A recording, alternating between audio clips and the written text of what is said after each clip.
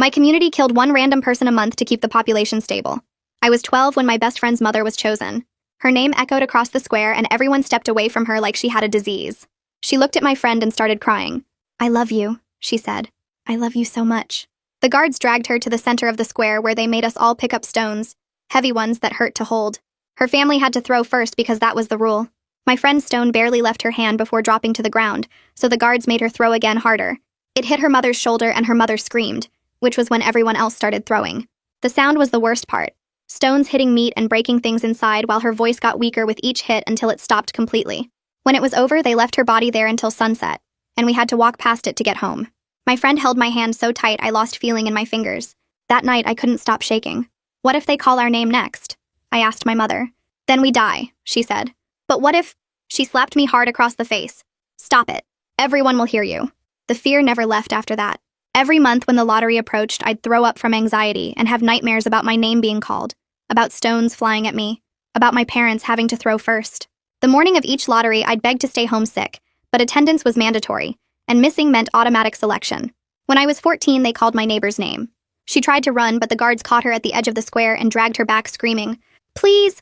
My daughter needs me. She's only 3. They tied her hands anyway and made us pick up our stones. Her husband had to throw first, and his stone hit her stomach, making her double over gasping. Their little girl was crying so hard someone had to hold her up while blood ran down the woman's face into her mouth. She spat it out and screamed for her daughter, and it took so long for her to die. So many stones. I threw mine when the guards watched but aimed for the ground. My older brother fell in love that year with a girl who was beautiful and smart and kind. They'd hold hands when they thought no one was watching. The day he was going to propose, her name got called, and my brother dropped to his knees. She walked to him and kissed him goodbye in front of everyone. "It's okay," she whispered. "I love you." But it wasn't okay because he had to throw the first stone as her boyfriend. It hit her leg and she fell, and the sound she made broke something in him. I saw it happen as he threw stone after stone after stone even after she stopped moving, until the guards had to pull him away. He never spoke again after that, just stopped talking completely. He'd sit at dinner moving his mouth like he was trying to say something, but no sound came out. Mom would cry watching him. "Please," she'd beg. "Please, say something." But he couldn't or wouldn't, and the silence was worse than screaming. When I turned 16, I started noticing things that didn't make sense. The council members who ran the lottery never got chosen, and neither did their children or grandchildren. 5 families who'd been here since the beginning, and never once had I seen them throw first. Never once had they stood in the center bleeding. "Why don't they ever get picked?" I whispered to my mother one night. Her face went white. "Don't. But you've noticed too." "Stop talking right now." The next lottery, I watched the council leader pull a name from the box. His hand went deep inside, feeling around and choosing, not random at all. He pulled out a paper and read a farmer's name. The farmer walked forward on shaking legs while his wife screamed and his children sobbed, and the council families stood in their special section watching like it was entertainment. 3 months later, they called my father. Mom collapsed completely, falling to the ground like her bones had dissolved. Father pulled her up roughly. "Stand," he ordered. "Our children are watching." He walked to the center with his back straight and looked at us one more time. Mom had to throw first, but her stone went wide on purpose, so the guards made her throw again. It hit his chest and he grunted. Then my brother threw, then me. The stone burned my hand, heavy and sharp, and I threw it as soft as I could, but it still hit him. My own father. Blood ran from his temple as more stones flew. So many stones until he wasn't my father anymore. Just a shape on the ground. After that, Mom stopped eating. She got thinner and thinner until her clothes hung off her like sheets. "I want to be light," she said. "So when they choose me, the stones will kill me faster." She made us practice our throws in the backyard and made us promise to aim for her head. "Make it quick," she said. The morning of the next lottery, I woke up certain it would be me. At the square, I stood between my mother and brother while the council leader reached into the box. His hand moved around inside, selecting and choosing. He pulled out a paper and my name rang across the square. My legs gave out completely and the guards had to carry me while I screamed. They tied my hands and turned me to face the crowd where my mother stood in the front row holding a stone, my brother beside her, and behind them 300 people who would kill me rock by rock. The guards grab my arms and twist them behind my back, rope burning my wrists as they tie the knots so tight my fingers start going numb. They drag me to the center of the square and turn me around to face everyone, my legs shaking so bad they can't hold me up anymore. 2 guards stand on either side gripping my arms to keep me standing, and I can see every single face in the crowd. My mother stands in the front row crying with a stone in her hands that looks way too heavy for her to lift. My brother stands next to her holding his own stone, his face completely empty like nobody's home behind his eyes. The crowd behind them stretches back 300 people deep, all of them holding stones, all of them waiting to throw. My mother raises her stone with both hands, shaking so hard I can see it from here, tears running down her face and dripping off her chin. The guards tighten their grip on my arms and I'm screaming for her not to do it, begging her to stop, but she pulls her arm back. The stone leaves my mother's hand and hits my shoulder and pain explodes through my whole body, making me cry out. The guards force me to stay standing even though my knees want to give out, their fingers digging into my arms hard enough to bruise. The crowd bends down to pick up their stones and I watch my brother lift his with movements that look robotic, his face still blank like he's not even really here. I suddenly understand this is how he survived throwing stones at the girl he loved, by going somewhere else in his head and letting his body do the terrible thing without him. More people raise their stones and I'm crying and shaking, the pain in my shoulder spreading hot and sharp down my whole arm. My mother picks up another stone with her hands still shaking, her face twisted up ugly from crying, and she throws again. This one hits my ribs and I hear something crack inside me, a sound like a stick breaking. The pain is so bad I can't breathe right, gasping for air that won't come all the way into my lungs. More stones start flying from the crowd and hitting my arms, my legs, my back. Each one feels like getting hit with a hammer, bruises blooming instant and hot under my skin. I'm screaming for them to stop, begging my mother to help me, looking right at her while stones keep hitting me. But she just stands there crying and throwing stone after stone like the guards made her do when my father died 3 months ago. My brother throws his stone and it hits my leg.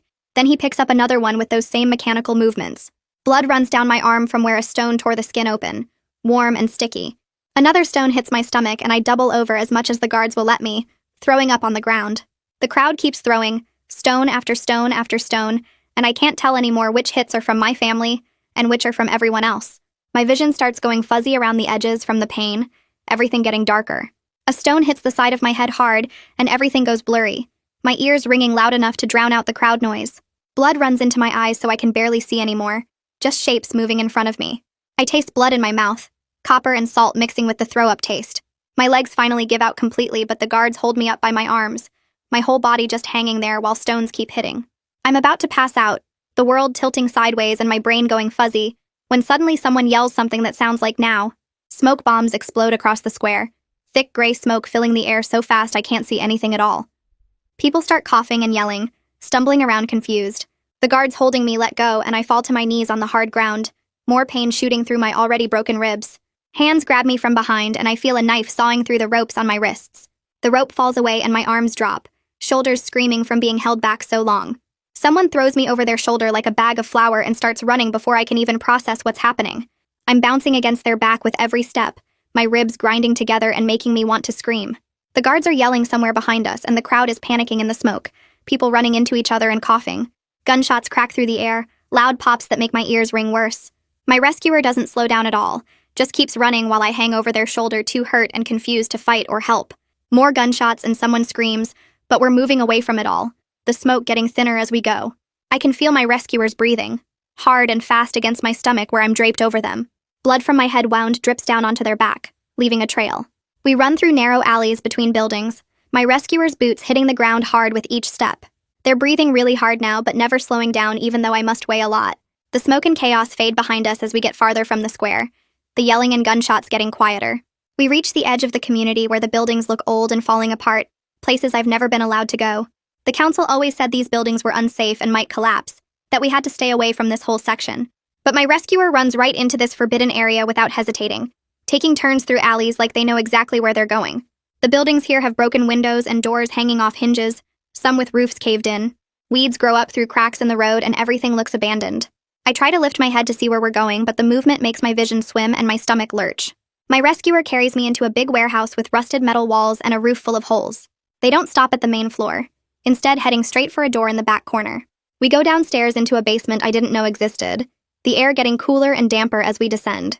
At the bottom, there's a large room lit by battery-powered lanterns, and 6 other people wait there with boxes of medical supplies and weapons laid out on tables. A woman with short dark hair steps forward, and my rescuer carefully transfers me from their shoulder to her arms. She lays me down on a makeshift bed, really just blankets over a thin mattress on the floor. My whole body is screaming with pain, every movement making something hurt worse. The woman starts checking my injuries right away, her hands gentle but firm as she looks at my head wound. I'm trying to process that I'm somehow still alive, that these people saved me from the execution, that I'm not dead in the square with stones piled on top of me. The woman with dark hair looks into my eyes and introduces herself as Audrey. She explains in a calm voice that they're part of a resistance movement that's been operating in secret for 2 years. They've been watching the lottery and waiting for the right moment to act, she says. She tells me they chose to save me because I'm young enough to recover, but old enough to fight back. She also says my father's execution 3 months ago was so obviously manipulated that it proved the council's corruption to anyone paying attention. Her voice is steady and sure, like she's thought about this a lot. She explains they've been documenting the lottery patterns and building evidence, waiting for a rescue opportunity that would expose the system. Saving someone mid-execution and having them survive to tell about it is powerful proof that the lottery isn't sacred or necessary. I'm having trouble focusing on her words because my head is pounding and my ribs feel like they're stabbing into my lungs with every breath. I manage to ask about my mother and brother through split lips that hurt to move. Are they in danger now because of my rescue? Audrey's face goes serious and grim. She explains the council will definitely punish my family as an example to stop other people from trying to help resistance members. They'll probably select one of them for next month's lottery, she says. But bringing them here now would lead the guards straight to this hideout and get everyone killed.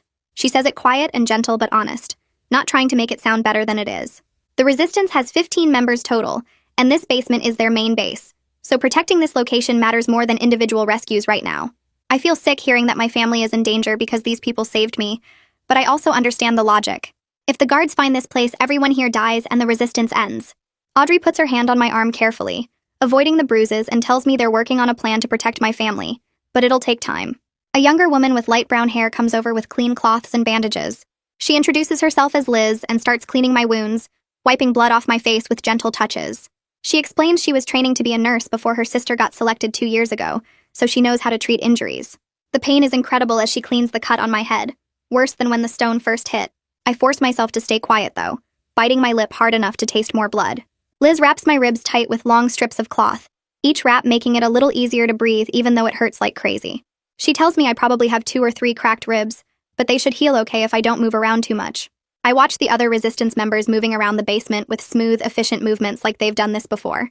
They're checking weapons, organizing supplies, talking in low voices about something I can't hear. One man is cleaning the smoke bomb equipment in the corner. A woman is writing notes in a journal. Everyone moves with purpose, no wasted motion. Liz finishes wrapping my ribs and moves to checking my arms and legs for breaks, her hands pressing carefully on bones to see if anything shifts wrong. The whole time I'm thinking about my mother and brother back in the square, wondering if they think I'm dead, wondering what the council will do to them. Over the next few hours, resistance members come over one by one to introduce themselves and share their stories. A man named Wyatt tells me his wife was selected 2 years ago, right after she spoke against the council at a community meeting. A younger woman explains her brother got chosen 3 months after their family refused to sell their farm to a council member. Everyone here lost someone to the lottery, and everyone noticed the same patterns I did about council families never getting selected. Audrey sits with me while people talk and eventually tells me about her own parents. Her mother questioned a council decision at a meeting 5 years ago and got selected the next month. Her father spoke up about the suspicious timing and got chosen 6 months later. Audrey was 17 when it happened, and she's been building this resistance ever since, collecting evidence and waiting for the right moment to act. She pulls me up carefully, supporting my weight because my ribs still hurt badly, and walks me across the basement to a wall covered in papers. Names and dates fill every inch of space. Lines connecting families to council members, notes about property and disputes and public disagreements. I read through the names and recognized most of them. People I watched die in the square over the years. Every single person either opposed the council somehow, or owned something the council wanted, or belonged to families that threatened council power. The pattern is so clear now that I see it laid out like this. So obvious that I feel stupid for not putting it together sooner. Audrey points to specific clusters of names showing how the lottery targeted entire families sometimes, wiping out anyone who might continue resistance. She shows me documents they stole from council offices proving property transfers right after executions, proving the lottery was never about population control at all. A girl about my age comes over carrying a plate with bread and a cup of water. She introduces herself as Kaylee, Audrey's younger sister, and sets the food down beside me. I try to eat, but my stomach feels twisted and wrong, though I force down a few bites because Liz said I need to keep my strength up. Kaylee sits cross-legged on the floor and starts explaining how the resistance works, how they've spent 2 years documenting everything and trying to figure out how to expose the truth without getting everyone killed. She talks about execution patterns and council corruption in this calm, matter-of-fact way, like she's discussing weather or schoolwork. She's only 14, but she sounds ancient. Her childhood stolen by this system the same way mine was.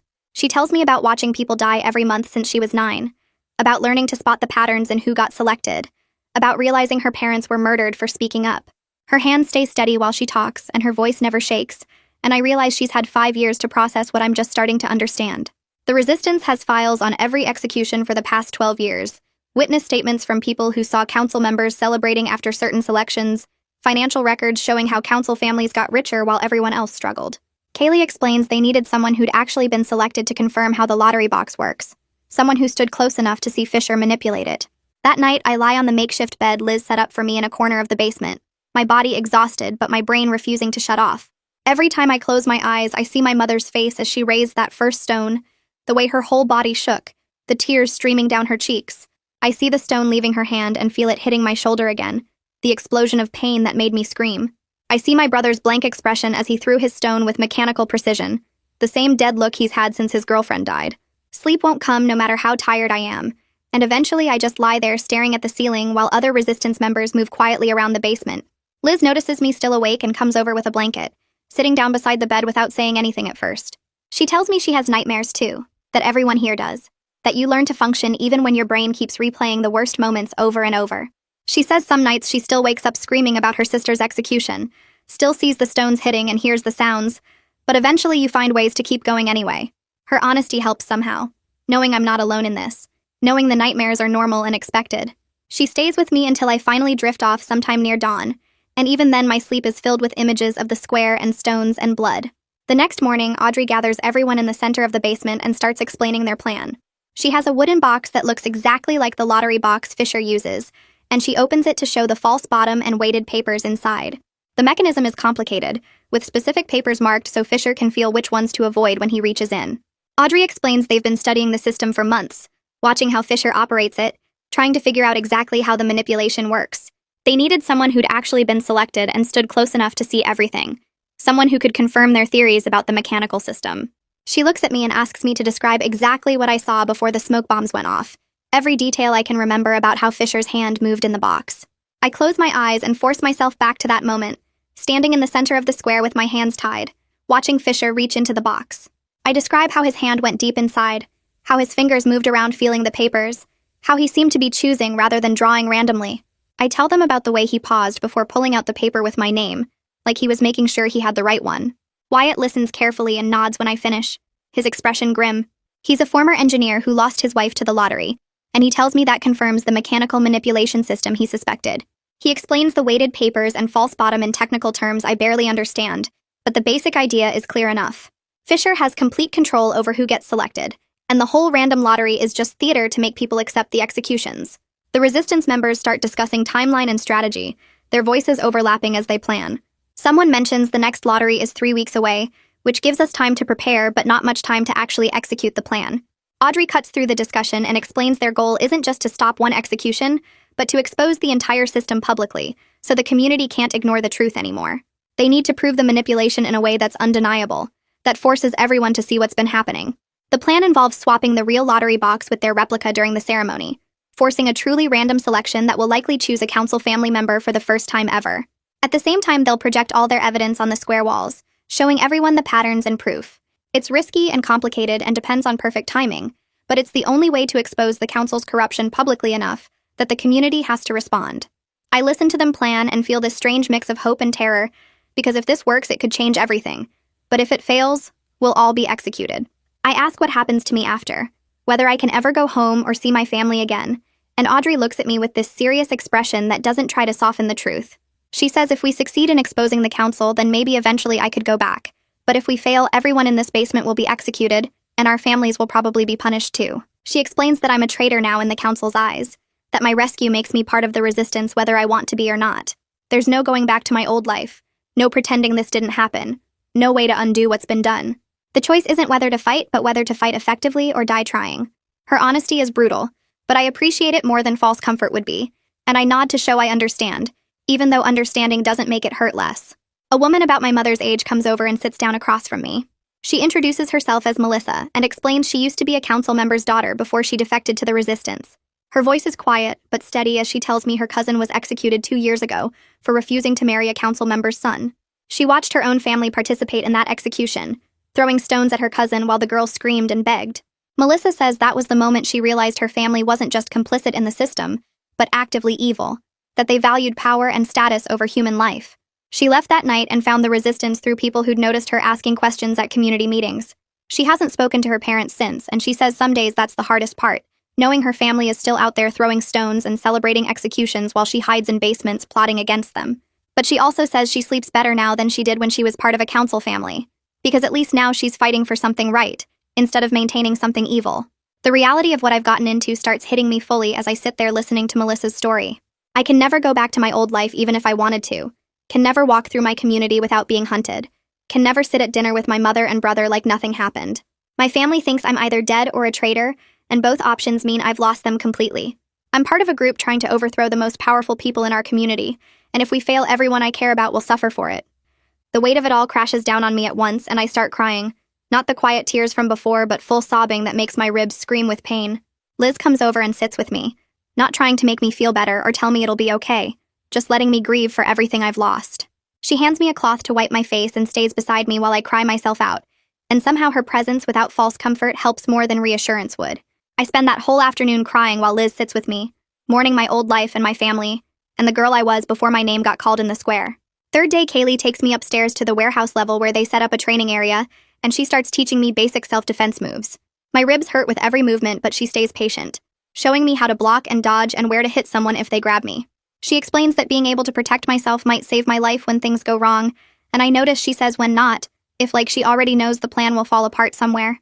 That week, I throw myself into preparation because staying busy keeps me from thinking about my mother holding that stone. Melissa takes me on walks around the community edges at night, teaching me how to move through crowds without being noticed, how to blend in and slip past people without drawing attention. She learned these skills growing up in a council family where she had to sneak around to avoid her parents' constant watching, and now she uses them to spy on the council without getting caught. We spend hours observing guard patrol patterns from hidden spots, and I memorize their routes and timing until I can predict where each guard will be at any moment. The square layout gets mapped in my head through careful study, every entrance and exit, every blind spot and sightline, every place where someone could hide or run.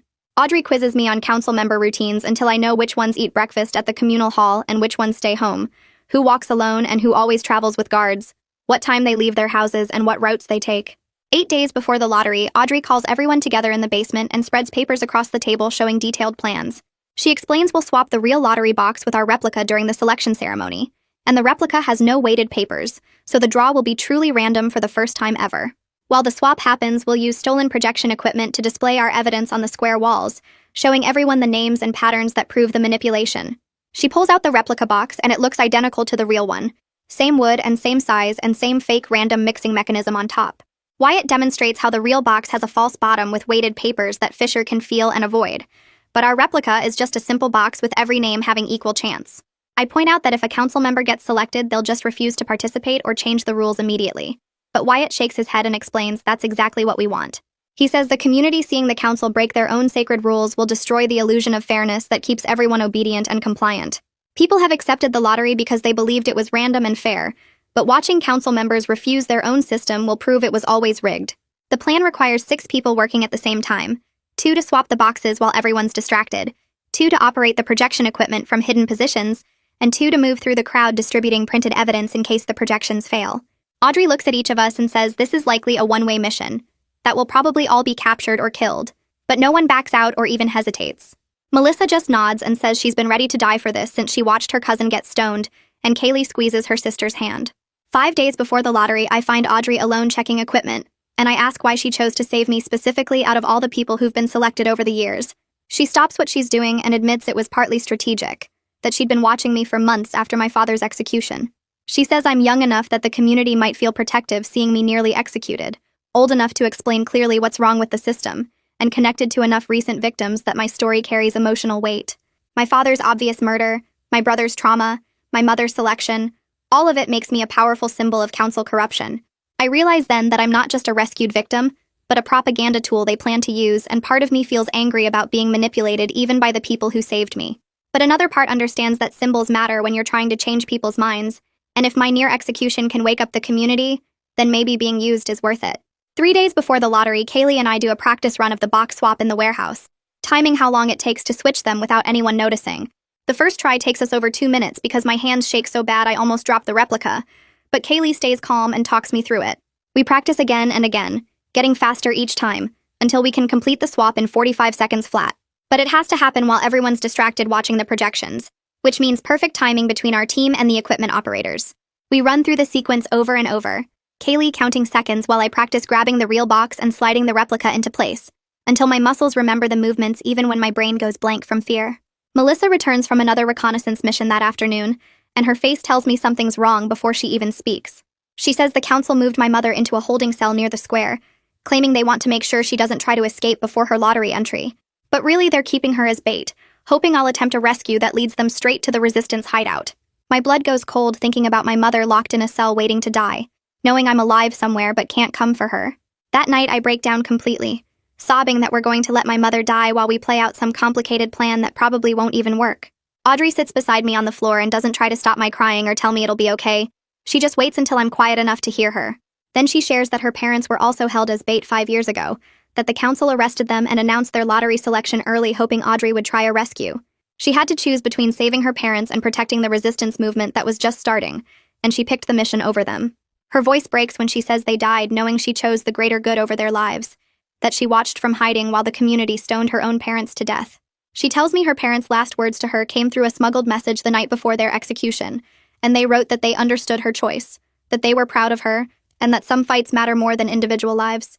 I don't know if hearing this makes me feel better or worse, but it helps me understand the weight Audrey carries every single day, the guilt that drives her to risk everything trying to tear down the system that killed them. She says if we succeed and expose the council, maybe eventually the community will see that every death was murder, including her parents and my father and everyone else we've lost, and maybe that knowledge will mean something. 2 days before the lottery, Audrey wakes us before dawn, and we start moving equipment through the tunnels. The passages smell like dirt and rot, and we have to crawl through some sections on our hands and knees, dragging bags of projection gear and the replica box behind us. Kaylee leads because she knows the routes best, her small frame fitting through spaces the rest of us struggle with. Every sound makes me freeze. Certain guards are about to discover us, but we make it to the first stash point near the square's east side. Wyatt sets up the projection equipment in an abandoned building's attic, testing angles and making sure the images will hit the square walls properly. Melissa and I carry the replica box to a maintenance shed behind the platform, hiding it under old tarps that smell like chemicals. The box looks exactly like the real one, same wood grain and metal clasps, and holding it makes my hands shake thinking about what happens if we mess up the swap. We make 3 more trips through the tunnels that day, each one feeling more dangerous than the last. By evening, everything's in position and we're back in the basement, exhausted and filthy. Liz makes us wash up and eat something even though my stomach feels too tight for food. That night, none of us sleep, just sitting around the basement table going over assignments again and again.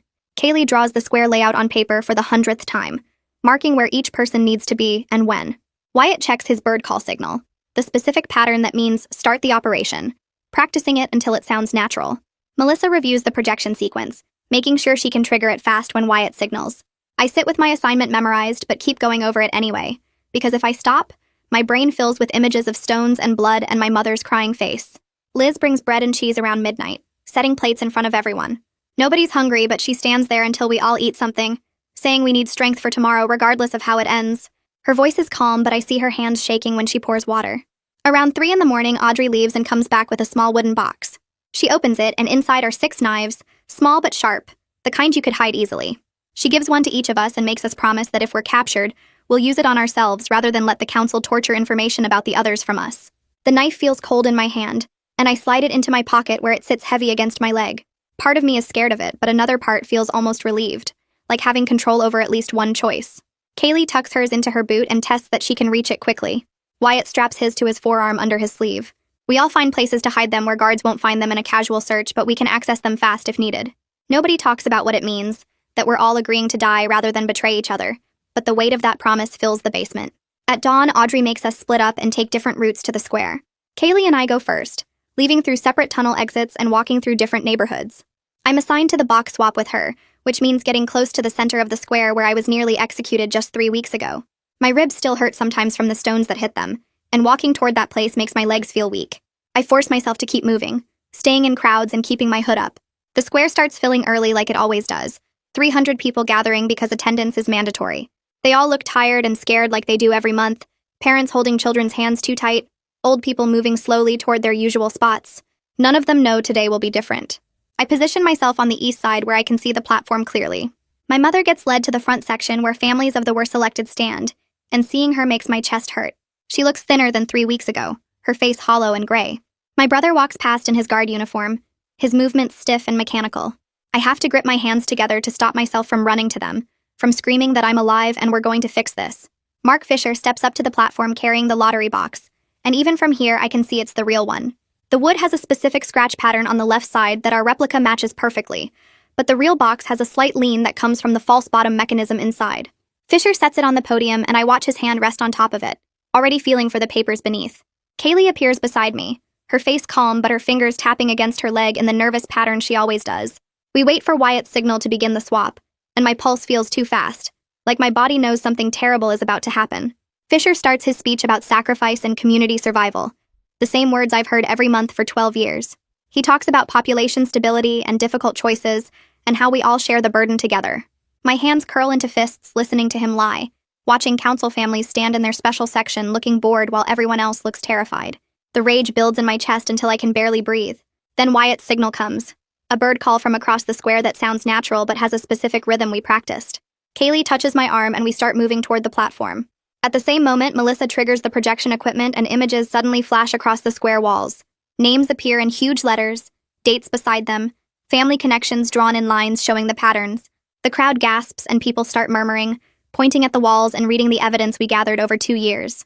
Fisher stutters in his speech, his head turning to look at the projections, confused about what's happening. In that moment of distraction, Kaylee and I reach the platform. We practiced this sequence so many times my hands move automatically even though they're shaking. I grab the real box while Kaylee slides the replica into place and we swap them in 40 seconds flat. Her hands stay steady while mine tremble, but we get it done and start backing away. Then a guard spots us and yells, his voice cutting through the crowd noise. Fisher looks down at the box and then at us, his face going from confused to enraged as he realizes what we've done. His mouth opens to shout orders, but the crowd is pressing forward to see the projections better, creating chaos that blocks the guard's path. People are shouting questions about the evidence, about the names on the walls, about why council families never get selected. Fisher screams for order, but his voice gets lost in the noise. More guards try to push through, but 300 people are all moving at once. Some trying to get closer to the walls, some trying to get away from the platform, everyone talking and pointing and demanding answers. Fisher grabs for the box with shaking hands, and his fingers close around a paper slip, pulling it out automatically like he's done 100 times before. He unfolds it and his mouth opens to read the name, but then his face goes completely white, all the blood draining out until he looks like he might pass out. The square gets quiet fast, everyone stopping mid-sentence to watch him, and he stares at the paper like it says something impossible. His hand drops to his side and he looks toward the council section where the 5 families stand separated from everyone else. Courtney Napier stands there in her expensive dress looking confused about why Fisher stopped talking, and her husband leans over asking what's wrong. Fisher's mouth moves but no sound comes out at first. Then he whispers the name so quiet most people can't hear it. Someone near the platform yells for him to speak up and Fisher clears his throat and reads louder. The name echoes across the square just like mine did 3 weeks ago, just like hundreds of names before. But this time it's different because he says Courtney Napier and the square goes completely silent in a way I've never heard before. Courtney's face goes from confused to shocked to terrified in about 2 seconds, her hand flying to her mouth. Her husband starts yelling immediately, his voice cutting through the silence, saying this is obviously sabotage, and they need to do the selection over with proper procedures. He's pointing at the projections still showing on the walls, at me and Kaylee backing away from the platform, at the smoke still hanging in the air. But people in the crowd start shouting back before he can finish, their voices getting louder and angrier. Someone yells about why council families get a do-over when no one else ever has, when my neighbor's daughter watched her mother die without any second chances. Another person points at the evidence on the walls showing 12 years of manipulated selections, asking why they should believe anything is an accident now. More voices join in, the crowd pressing forward and getting louder, and I can see the moment when years of fear start turning into rage. Fisher tries to restore order by screaming for the guards to arrest everyone involved in the sabotage, his voice cracking with panic. He's pointing at me and Kaylee, at the projection equipment, at anyone standing near the platform, but half the guards aren't moving. They're just standing there staring at the walls where the evidence keeps scrolling, showing names and dates and patterns. I see my brother in his guard uniform about 20 feet away, completely frozen with his weapon hanging loose in his hand. He's staring at one specific section of the projection that shows our father's name, the date 3 months ago, the notation that says targeted for questioning council land policies. His face looks like something broke inside him, like he's seeing proof of what he maybe always suspected but couldn't let himself believe. A guard near him asks if they should move toward the platform, but my brother doesn't respond, doesn't even seem to hear him. Then Audrey steps forward from the crowd and her voice cuts through all the noise, clear and strong. She announces that she's part of the resistance movement that's been operating for 2 years, that they have more evidence of council corruption stored in safe locations, that the community needs to decide right now whether to keep accepting the system or fight back. Guards start moving toward her immediately, but townspeople step between them, forming a human wall that blocks their path. An older woman I recognize from the market stands in front of Audrey with her arms spread wide, and two men move beside her, and suddenly there's a line of people protecting her. The guards stop, looking confused about what to do when the people they're supposed to protect are the ones blocking them. I find my voice somewhere in my chest and step forward too, pulling off the hood that's been hiding my face. People near me gasp and step back, recognizing me, and the gasps spread through the crowd like ripples in water. I tell them I was selected 3 weeks ago, that my mother threw the first stone like the rules required, that I should be dead right now except the resistance saved me, because they believed the truth mattered more than one life. My voice shakes, but I keep talking, describing how the smoke bombs went off and hands grabbed me and carried me away while everyone thought I was dying. I explain about the evidence wall in the resistance hideout, about learning how Fisher manipulates the lottery box, about watching my own father get executed for questioning the council. The crowd gets quieter as I talk, people staring at me like I'm a ghost, and I see my mother in the front row where family members stand. Her stone is still in her hand from when she was supposed to throw it at me, and when she sees my face, her legs give out completely. She falls straight down like her bones dissolved, and my brother breaks from his frozen position to catch her before she hits the ground. It's the first voluntary movement I've seen him make in months, the first time he's reacted to anything around him since his girlfriend died.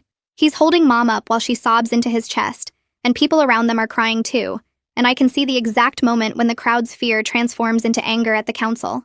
Parents are holding their children tighter and looking at Fisher with hatred instead of respect, and the guards who were moving toward Audrey have stopped completely. Fisher makes one last attempt to regain control by ordering the guards to arrest me and Audrey and anyone who interferes, his voice high and desperate. He's screaming about maintaining order and following procedures and respecting authority, but it sounds hollow now with the evidence still projecting behind him. One of the guards near the platform, an older man with gray hair who I remember lost his son to the lottery years ago, looks at Fisher for a long moment. Then he drops his weapon on the ground and walks away from the platform, heading toward the crowd instead. The sound of his weapon hitting stone echoes across the square, and for a second nobody moves. Then another guard drops her weapon and follows him, and another, and another. Some guards just stand still, refusing to follow orders, their faces showing the same confusion and anger as the townspeople. Within minutes, Fisher is left on the platform with only 2 loyal guards while facing 300 angry people who've spent 12 years living in fear. Courtney's husband tries to run, pushing through the council section toward the edge of the square, but the crowd blocks all the exits. People form walls with their bodies, not letting any council member leave, and his face goes from angry to scared as he realizes he's trapped. The confrontation stretches on for hours after that, the sun moving across the sky while council members try to justify the system, and resistance members present more evidence, and townspeople share stories of loved ones they now realize were deliberately targeted. Melissa comes forward with documents she stole from her father's office showing property transfers that happened right after executions, proving the council took land from families who lost members. Wyatt explains the lottery box mechanism in detail, showing everyone exactly how Fisher could feel which papers to avoid. Person after person stands up to tell their story, about mothers and fathers and children and friends who died because they questioned the council, or owned something valuable, or just existed as a threat to the 5 families' power. My mother reaches me through the crowd eventually, pushing past people until she can grab me and hold me while crying so hard her whole body shakes. She keeps touching my face and my arms like she can't believe I'm real, and she's saying she's sorry over and over until I tell her to stop, that she didn't have a choice, that I understand. My brother stands with us looking at Audrey like he's seeing hope for the first time since his girlfriend died, and I watch him mouth words silently like he's trying to remember how to speak. The sun starts setting and the crowd is still there, still talking and arguing and sharing stories, and the council members look smaller now, less powerful. Fisher keeps trying to speak, but people shout him down, and eventually he just stands there defeated, while guards who stayed loyal look uncertain about what to do. By the time the sky turns orange and purple, the community has stripped the council of power through nothing but refusing to accept their authority anymore. The guards who defected take the 5 council members and lock them in the same holding cells where they used to keep lottery victims before executions, and nobody objects. Audrey stands on the platform where Fisher stood hours ago and warns everyone that building a new system will be harder than tearing down the old one, that we'll have disagreements and setbacks and people who want the old ways back. She says the real work starts now, figuring out how to govern ourselves without fear and manipulation, and her voice is tired but determined. The crowd listens quietly, and I can see people nodding, understanding that today was just the beginning of something much bigger and harder than one confrontation in the square. That night, the resistance members gathered in the old warehouse basement with about 20 people from the community who wanted to help build something new. Audrey stood at the front explaining we needed rules that everyone agreed on, not rules forced on us by 5 families who never faced the same risks. People kept interrupting with questions about how to make decisions, and who would be in charge, and whether we could trust anyone with power after what the council did. Melissa raised her hand and suggested her father might know useful things about community resources and how everything worked. Even though he was a council member, if we could get him to help under new leadership. Some people shouted that no council member deserved any role in the new system, but Audrey said we needed their knowledge even if we couldn't trust their judgment. The meeting went past midnight with everyone arguing and planning and trying to figure out how to govern ourselves without killing people, and by the end we had more questions than answers, but at least we were asking them together. After the meeting ended, I walked through the dark streets to find my mother and brother at our old house, and Mom grabbed me the second I came through the door. She kept touching my face and my arms like she expected me to disappear, and she was crying so hard she could barely breathe. She told me throwing that stone at me was the worst thing she ever did, that she wanted to refuse but was so afraid they would select my brother next if she didn't follow the rules. I held her while she cried and told her I understood, that the system was designed to make us hurt each other, that it wasn't her fault. My brother sat at the table watching us with tears running down his face, and after a while he pulled out paper and started writing. He wrote that he wanted to help the resistance however he could, that watching the system fall apart in the square was the first time he felt anything since his girlfriend died. Liz came by the next morning and read what he wrote, and she suggested he might benefit from working with her on healing practices, using actions to process his pain, since words didn't come easily for him. My brother nodded and wrote that he would try anything if it meant feeling less broken inside.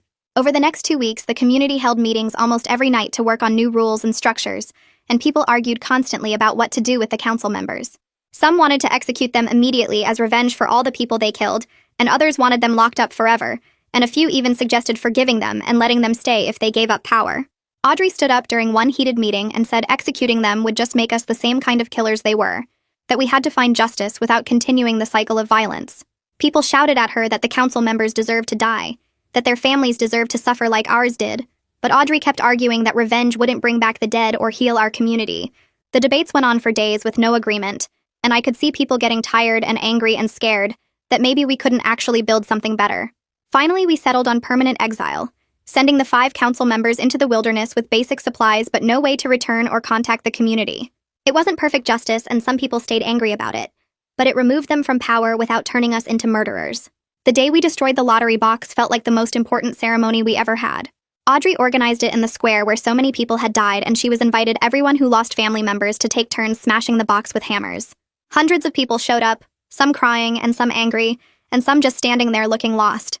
My mother took her turn first from our family, and she cried while she swung the hammer down, the wood splintering under the force. My brother went next with his face set in grim lines, and he hit the box over and over until someone had to pull him back. When my turn came, I felt both satisfaction and emptiness, because destroying the box didn't bring back my father or my brother's girlfriend or any of the hundreds of people who died. We left the broken pieces in the square for 3 days so everyone could see them, and then we burned them and scattered the ashes. A month after the confrontation, we held the first actual democratic community meeting to discuss population management, and the conversation was messy and complicated, but at least it was honest. People proposed voluntary moves to start new settlements in the cleared wilderness areas, and others suggested building more housing in parts of the community we hadn't used before. Someone brought up farming techniques that could produce more food with the same land, and another person talked about families choosing to have fewer children. The meeting lasted 6 hours, and people disagreed about almost everything, but nobody suggested killing people randomly to solve the problem. That felt like progress even though we didn't have any final answers. Mom started getting better slowly after joining a support group Liz organized for family members who were forced to throw stones at their loved ones. She still had nightmares and moments where she couldn't look at her own hands without seeing blood, but hearing other people's stories helped her feel less alone in her guilt. She told me one night that she thought she would carry the weight of throwing that stone at me for the rest of her life, but at least now she was learning how to carry it without breaking completely. My brother began working with Liz on healing practices, helping her prepare medicines and assist with treating people's injuries, and gradually he started making sounds again. They were small vocalizations at first, just noises when he was focused on his work, but Liz encouraged him to keep trying. He wrote on paper that he didn't know if he would ever fully speak again, but he was learning other ways to communicate and help people, and that felt like enough for now. 3 months after the system fell, I was helping Audrey train new community defense volunteers in the warehouse where the resistance used to hide.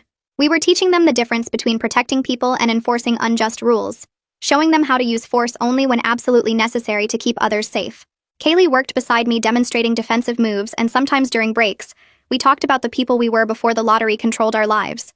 We tried to imagine who we might become now that we didn't wake up every month terrified of hearing our names called, now that we could actually plan for a future beyond the next lottery day. Over the following months, the community held weekly meetings where people argued about food distribution and building materials, and what to do when someone broke the new rules we were trying to establish. Some older residents kept saying the lottery system worked fine, and we were making everything harder by trying to change it. which made me so angry I had to leave the room during those discussions before I said something I'd regret. Audrey helped me understand that fear makes people cling to familiar systems, even when those systems hurt them, and the best we could do was keep showing them a better way existed. 3 families decided they couldn't stay in the place where they'd thrown stones at their neighbors, and we helped them pack supplies and draw maps to cleared areas in the wilderness where they could start fresh settlements. Watching them leave felt sad but also right, like maybe healing looked different for everyone, and forcing people to stay wouldn't help anyone recover. My nightmares never stopped coming, and some nights I woke up screaming with my sheets soaked in sweat, seeing my mother's face as she raised that first stone. Liz told me during one of our talks that trauma changes your brain permanently, and I'd probably carry these nightmares for the rest of my life. But that didn't mean I couldn't also have good days mixed in with the bad ones. She was right, because some mornings I'd wake up and see my brother working in the community garden we'd planted where the execution square used to be, his hands in the dirt, and his mouth forming words he was slowly learning to speak again, and I'd feel something like hope growing in my chest. Mom laughed with her support group sometimes now, real laughter that sounded almost like the person she was before fear ate her from the inside. And watching her heal even a little bit made me think maybe we'd actually survive this and build something better from all the broken pieces.